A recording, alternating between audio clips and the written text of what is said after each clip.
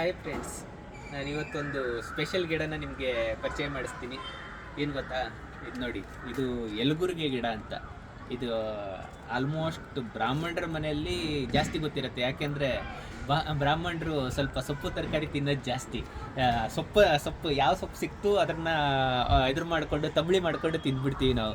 ಹಾಗಾಗಿ ಇದು ನಮಗೆ ಆಲ್ಮೋಸ್ಟ್ ಬ್ರಾಹ್ಮಣರ ಮನೆಯಲ್ಲಿ ನಾವು ಇದನ್ನು ತಿನ್ನೋದು ಹಸಿರು ತಂಬಳಿ ಅಂತೀವಿ. ಹಸಿರು ತಂಬಳಿ ಮಾಡಿಕೊಂಡು ನಾವು ತಿಂತೀವಿ. ಸೂಪರ್ ಟೇಸ್ಟು, ಆರೋಗ್ಯಕ್ಕೂ ತುಂಬ ಒಳ್ಳೆಯದು. ಇದು ಸುಮಾರಾಗಿ ಬೇರೆ ಹಿಂಗೆ ಸಿಗತ್ತೆ, ಇದರಲ್ಲೇ ಸುಮಾರು ಪ್ರಭೇದ ಇರುತ್ತೆ. ಬಟ್ ಅದರಲ್ಲಿ ಇದು ತುಂಬ ರುಚಿಯಾಗಿರುತ್ತೆ. ಅದರಲ್ಲಿ ಸುಮಾರು ಟೈಪ್ ಇದೆ. ನಮ್ಮ ಮನೇಲಿ ನಾವೇ ಬೆಳ್ಕೊಂಡಿದ್ದೀವಿ. ಇದು ಬೀಜದಿಂದ ಇದು ಹುಟ್ಟಿ ಬೆಳೆಯೋದು, ಊರಿಂದ ಬೀಜ ತಂದಾಕಿ ಬೆಳೆಸ್ಕೊಂಡಿದ್ದೀವಿ. ಸಖತ್ ಟೇಸ್ಟ್ ಆಗಿರುತ್ತೆ. ವಾರಕ್ಕೊಂದಿನ ಆದರೂ ಈ ಥರದ್ದು ತಂಬಳಿ ಮಾಡಿಕೊಂಡು, ಗ್ರೀನ್ ತಂಬಳಿ ಮಾಡಿಕೊಂಡು ಕುಡಿತಾ ಇದ್ದರೆ ಆರೋಗ್ಯಕ್ಕೆ ತುಂಬ ಒಳ್ಳೆಯದು. ಇದು ಆಯುರ್ವೇದದಲ್ಲೂ ತುಂಬ ಇದಕ್ಕೆ ಮಹತ್ವ ಇದೆ. ಮಹತ್ವ ಅಂದರೆ ಇದು ಸುಮಾರಷ್ಟು ರೋಗಕ್ಕೆ ಇದು ಬರುತ್ತೆ ಅಂತ.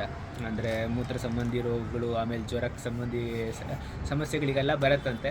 ನನಗೆ ಅದರ ಬಗ್ಗೆ ಅಷ್ಟು ತಿಳುವಳಿಕೆ ಇಲ್ಲ, ಬಟ್ ಔಷಧಿಗೆ ಬರುತ್ತೆ ಅನ್ನೋದು ಗೊತ್ತಿದೆ ಅಷ್ಟೇ. ಬಟ್ ತಿನ್ನೋದಕ್ಕಂತೂ ಸೂಪರ್ ಟೇಸ್ಟು. ನಮ್ಮ ಮನೇಲಿ ಸುಮಾರಾಗಿ ವಾರಕ್ಕೊಂದಿನ ಅಂತೂ ನಾವು ಇದ್ರದ್ದು ಗ್ರೀನ್ ತಂಬಳಿನ ಮಾಡ್ಕೊಂಡು ತಿನ್ನೋದೇನೆ. ನಮ್ಮ ಮಕ್ಕಳಿಗೂ ಅಷ್ಟೇ ಗ್ರೀನ್ ತಂಬಳಿ ಅಂದರೆ ಭಾಳ ಇಷ್ಟ. ಏನೋ ಅಪ್ಪಾಜಿ, ನಂಗೆ ಶೇಂಗಾ ಗಿಡನೂ ಬೆಳೆಸಿದ್ದಿ ನೋಡು. ಹೌದಾ? ನೀನು ಅಜ್ಜ ಅಣ್ಣ ಸೇರ್ಕೊಂಡು ಬೆಳೆಸಿದ್ರಾ? ಹೌದು. ಇದು ಜ್ವಾಳದ ಗಿಡ. ಜೋಳದ ಗಿಡನಾ? ಹೌದು. ಆಹಾ, ಸ್ವೀಟ್ ಕಾರ್ನು. ನೋಡಿ, ಇವರು ಅಜ್ಜ ಮತ್ತು 2 ಮಕ್ಕಳು ಸೇರ್ಕೊಂಡು ಇಲ್ಲಿ ಬೆಳೆಸಿದ್ದಾರೆ. ಶೇಂಗಾ ಹಾಕಿದ್ದಾರೆ, ಶೇಂಗಾ ಮತ್ತು ಜೋಳನ ಹಾಕಿದ್ದಾರೆ.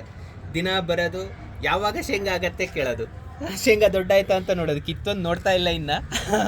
ಅವರಿಗೆ ಯಾವಾಗ ಕಿತ್ತು ನೋಡೋಕ್ಕೆ ಶುರು ಮಾಡ್ತಾರೆ ಗೊತ್ತಿಲ್ಲ. ಒಟ್ಟಿನಲ್ಲಿ ಕಾಯ್ತಾ ಇದ್ದಾರೆ, ಯಾವಾಗ ಶೇಂಗಾ ಬರುತ್ತೆ, ಯಾವಾಗ ಶೇಂಗಾ ಬರುತ್ತೆ ಅಂತ. ಅಷ್ಟಾದರೂ ಇಲ್ಲಿ ಬೆಂಗಳೂರಲ್ಲಿ ಇದ್ಕೊಂಡು ಸ್ವಲ್ಪ ಏನೋ ಒಂದು ಬೆಳೆ ಬೆಳೆಯೋದಕ್ಕೆ ಅಥವಾ ಏನೋ ಒಂದು ಮಾಡ್ಕೊಳ್ಳೋದಕ್ಕೆ ಅವರಿಗೊಂದು ಆಸಕ್ತಿ ಮೂಡ್ತಾ ಇದೆಯಲ್ಲ, ಅದೇ ನಮ್ಗೆ ಖುಷಿ. ಈಗ ಬೇರೆಯವ್ರಿಗಿಂತ ನಮಗೆ ನಮ್ಮ ಮಕ್ಕಳು ಎಂಥ ಗಿಡ? ಕಾಕನ್ ಗಿಡ. ಸೂಪರ್. ಅದ್ರ ಹಣ್ಣು ತಿಂದರೆ ಅದು ಆರೋಗ್ಯಕ್ಕೆಲ್ಲ ಭಾಳ ಚಲೋದು. ಗೊತ್ತಿದ್ದು ನಿಂಗೆ? ತಿಂತೀಯ ನೀನು ಅದ್ರ ಹಣ್ಣು? ಇದೆ, ಇಲ್ಲಿದ್ದಲ್ಲ. ಸೂಪರ್ ಇದೆ. ಸೂಪರ್ ಇದ್ದ? ಇನ್ನೊಂದು ತಗ. ಅದು ಆರೋಗ್ಯಕ್ಕೆ. ಈಗ ಕಾಕೆ ಹಣ್ಣಿನ ಗಿಡನೂ ಗಣಿಕೆ ಅಂತೀವಿ. ಇದರಲ್ಲೇ ಬೇರೆ 2-3 ಟೈಪ್ ಇದೆ. ಕುಪ್ಪಸ ಗಣಿಕೆ, ಗಣಿಕೆ ಅಂತಲ್ಲ, ಕುಪ್ಪಸ ಗಣಿಕೆನೂ ಇದೆ ಇಲ್ಲಿ. ಇದು ಗಣಿಕೆ ಗಿಡ. ಇದು ಆರೋಗ್ಯಕ್ಕೆ ಭಾಳ ಒಳ್ಳೆಯದು. ಇದು ಔಷಧಿ ಇದೇನೆ, ಅಂದರೆ ಆಯುರ್ವೇದದಲ್ಲಿ ತುಂಬ ಔಷಧಿಗೆ ಬರುತ್ತೆ ಅಂತಲೇ ಇದೆ. ಹಾಗೆ ಹಣ್ಣಿನ ಗಿಡನೂ ಇಟ್ಕೊಂಡಿದ್ದೀವಿ. ಮಕ್ಕಳು ಬಂದಾಗೆಲ್ಲ ತೆಕ್ಕೊಂಡು ತಿನ್ಕೊಂಡು ಹೋಗ್ತಾ ಇರ್ತಾರೆ. ಒಟ್ಟಿನಲ್ಲಿ ನಮ್ಮ ಕೈಲಾದಷ್ಟು ಇದನ್ನು ತರಬೇತಿಯನ್ನು ನಮ್ಮ ಮಕ್ಕಳಿಗೆ ಸಾಧ್ಯವಾದಷ್ಟು, ಅಂದರೆ ಈಗ ಹಳ್ಳಿಲಿ ಇದ್ದಂಗೆ ಮಾಡೋಕ್ಕಾಗಲ್ಲ, ಬಟ್ ಅದನ್ನು ಇಲ್ಲಿ ಏನು ಅವೈಲೇಬಲ್ ಇದೆ ಅದರಲ್ಲಿ ನಾವು ನಮಗೆ ಸಾಧ್ಯವಾದಷ್ಟು ತಿಳಿಸ್ಕೊಡೋಕ್ಕೆ ಪ್ರಯತ್ನ ಪಡ್ತಿದ್ದೀವಿ. ನೀವೂ ಅಷ್ಟೇ ನಿಮ್ಮ ಟೆರೇಸಲ್ಲಿ ಗಿಡನ ಬೆಳೆಸ್ಕೊಳ್ಳಿ.